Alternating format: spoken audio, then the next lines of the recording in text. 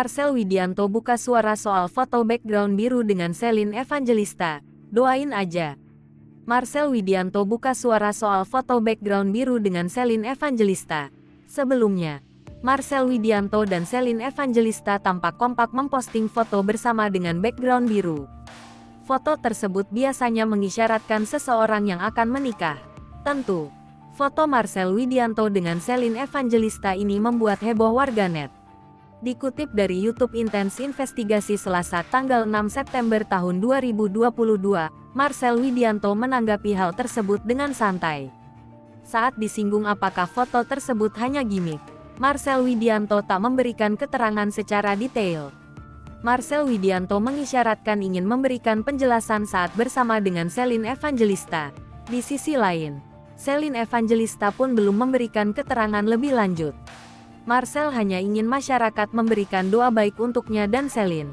Marcel tak ingin memberikan pernyataan lebih untuk saat ini. Kendati demikian, Marcel pun tak menampik kedekatannya dengan Selin. Bahkan, orang terdekat mereka mendukung hubungan yang terlihat semakin dekat tersebut. Terkait pernikahan, Marcel juga mengatakan bahwa pernikahan membutuhkan biaya yang besar.